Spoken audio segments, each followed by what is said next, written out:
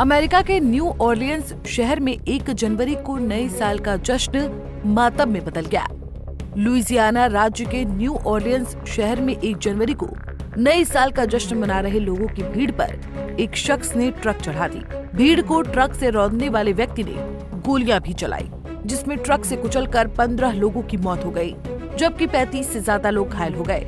अधिकारियों ने बताया कि नरसंहार पर आमादा हमलावर ने भीड़ की ओर अपना वाहन मोड़ दिया। इसके बाद लोगों को रौंदते हुए निकल गया। भीड़ को रौंदने वाले ट्रक में आतंकी संगठन ISIS का झंडा मिला है। ऐसे में FBI ने इस हमले को आतंकवादी हमला मानकर जांच पड़ताल शुरू कर दी है। FBI को न्यू ऑरलियंस अटैक में टेरर एंगल मिला है, जिसकी जांच में पुलिस जुट गई है। वहीं इस घटना से अमेरिका सहम चुका है।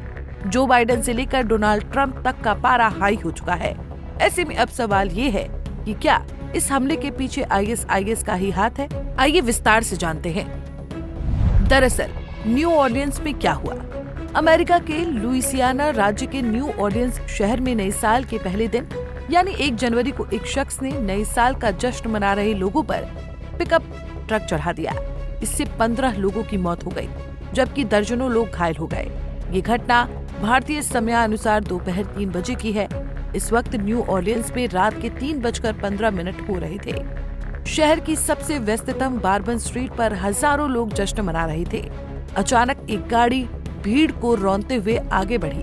टक्कर के बाद भगदड़ मच गई। इसके बाद हमलावर पिकअप ट्रक से बाहर आया और लोगों पर फायरिंग करनी शुरू कर दी। जवाबी कार्रवाई में पुलिस ने भी गोली चलाई, जिसमें हमलावर की मौत हो गई। मुठभेड़ में 2 पुलिस वाले भी घायल हो गए। वहीं हमलावर की पहचान शमसुद्दीन जब्बार के तौर पर हुई है। जांच एजेंसियों ने बताया कि जब्बार टेक्सास स्टेट का रहने वाला था और कई सालों तक अमेरिकी सेना में रहा है। स्थानीय मीडिया आउटलेट्स में कहा गया है कि ऐसी खबर है कि उस व्यक्ति ने बॉडी आर्मर पहना हुआ था और एक असॉल्ट राइफल का इस्तेमाल किया था। वहीं अमेरिकी मीडिया की खबरों के मुताबिक पुलिस प्रवक्ता ने कहा है कि ऐसा लगता है कि हमला जानबूझकर किया गया था।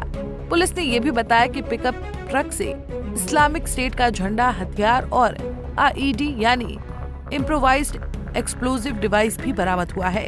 हालांकि इस घटना के बाद नए साल के जश्न का माहौल मातम में बदल गया। फिलहाल पुलिस और राहत दल मौके पर पहुंचकर स्थिति को कंट्रोल करने में जुटे हुए हैं। साथ ही पुलिस मामले की जांच भी कर रही है। घायलों को शहर के 5 अस्पतालों में भर्ती कराया गया है।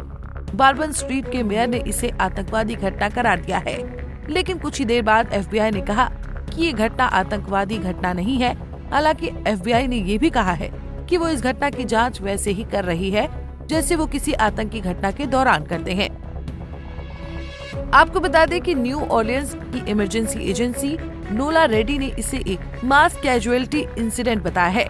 एजेंसी ने लोगों से इलाके से दूर रहने की अपील भी की है।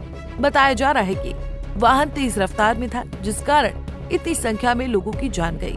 वहीं न्यू ऑरलियंस पुलिस ने पहले कहा था कि वो मौतों सहित बड़े पैमाने पर हताहत की घटना पर प्रतिक्रिया दे रहे हैं। ऐसे में अब आपको बताते हैं कि जिस बोरबोन स्ट्रीट पर लोग नए साल का जश्न मना रहे थे, उसकी खासियत क्या है। बोरबोन स्ट्रीट क्यों है खास? बोरबोन स्ट्रीट बार और क्लबों के लिए जानी जाती है। नए साल के पहले दिन जश्न मनाने के लिए इस जगह पर भारी संख्या में लोग पहुंचे थे, लेकिन हादसे ने इस जश्न को मातम में बदल दिया। ये दुर्घटना उस समय हुई जब शहर में न्यू ईयर का जश्न अपने अंतिम पड़ाव पर था और कुछ ही घंटों बाद सीजर्स सुपरडोम में आयोजित All State Bowl football quarter final में हजारों लोगों के जुटने की संभावना थी। गौरतलब है कि ये घटना ऐसे समय में सामने आई है जब कुछ दिनों पहले ही जर्मनी में इसी तरह के एक कार के हमले में 5 लोगों की जान चली गई थी। पूर्वी शहर मैग्डेबर्ग में हुए हमले में 200 से ज्यादा लोग घायल भी हुए थे, जिसे कथित तौर पर सऊदी मूल के एक व्यक्ति ने अंजाम दिया था। आपको बता दें कि इस हमले की अमेरिकी राष्ट्रपति जो बाइडेन ने कड़ी निंदा की है। साथ ही उन्होंने पीड़ितों और उनके परिवारों के लिए संवेदनाएं भी व्यक्त की हैं। उन्होंने कहा कि हम अपने देश में किसी भी समुदाय पर कोई हमला बर्दाश्त नहीं करेंगे। फिलहाल अमेरिका में हुई ये घटना कई सारे सवाल खड़े करती है कि क्यों और आखिर कैसी ये घटनाएं हो रही हैं और क्या वास्तव में अब तक अमेरिका आतंकवाद पर काबू पाने में कामयाब नहीं हो पाया है। Bureau report, Punjab Kesari TV. हमसे जुड़े रहने के लिए हमारे YouTube चैनल को सब्सक्राइब करें और नई वीडियो की नोटिफिकेशन के लिए बेल आइकॉन को दबाएं।